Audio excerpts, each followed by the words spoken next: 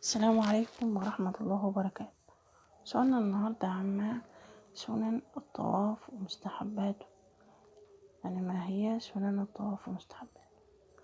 إجابة على هذا السؤال نقول: الحمد لله رب العالمين، والصلاة والسلام على سيدنا محمد خاتم الأنبياء وسيد المرسلين وعلى آله أجمعين ومن والاه إلى يوم الدين. السنة الأولانية أو استقبال الحجر الأسود عند بدء الطواف مع التكبير والتهليل ورفع اليدين كرفعهما في الصلاة، واستلامه بهما بوضعهما عليه، وتقبيله كلما تمكن المسلم من ذلك خلال طواف.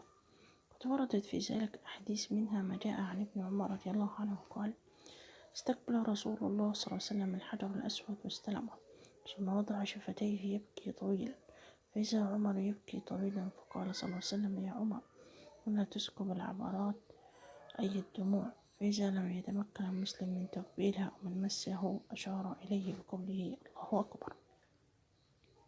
السنة الثانية من سنن الطواف الاطباع، وهو أن يجعل الطائف وسط رداءه تحت إبطه الأيمن وطرفيه على كتفيه الأيسر، وتبقى كتفه اليمنى مكشوفة، وقد فعل النبي صلى الله عليه وسلم وأصحابه ذلك في عمرتهم، وأن الطباع يعين على النشاط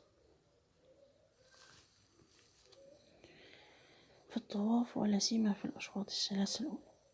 الرمل اللي هو السنة الثالثة، وهو الإسراع في المشي مع تقارب الخطوات في الأشواط الثلاثة الأولى في طواف القدوم.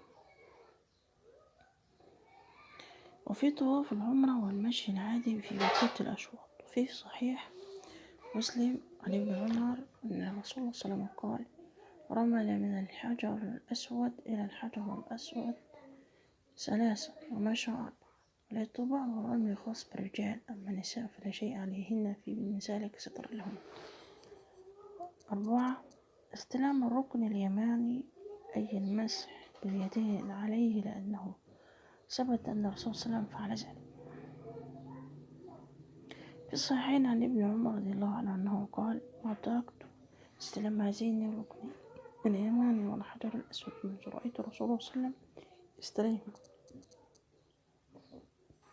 إنما يلمس المسلم هذين الركنين بيديه لما فيهما من فضيلة ليست كغيرهما، فقد بني على قواعد إبراهيم عليه السلام أو الأنبياء، وقد كان الرسول صلى الله عليه وسلم يفعل ذلك.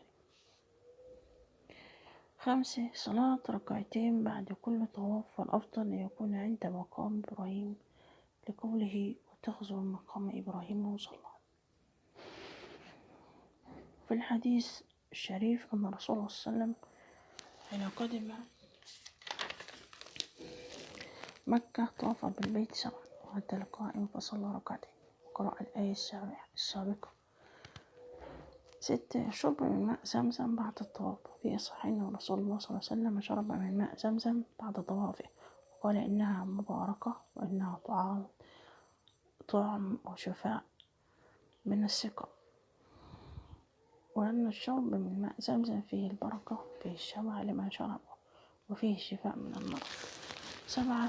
سلك يستقبل الطائف أن يكثر من الدعاء خلال طوافه، ويتحرى جوامع الدعاء من القرآن الكريم ومن السنة المطهرة، وأن يقول: بسم الله الرحمن الرحيم، ربنا آتنا في الدنيا حسنة وفي الآخرة حسنة وقنا عذاب النار، ربنا هب لنا من أزواجنا ومن وذرياتنا قرة أعين واجعلنا للمتقين إماما. اللهم إني أسألك التقى والهدى والعفاف والغنى. سبحان الله والحمد لله ولا إله إلا الله والله أكبر ولا حول ولا قوة إلا بالله العلي العظيم. هذا والله أعلى وأعلم. السلام عليكم ورحمة الله وبركاته. في رعاية الله.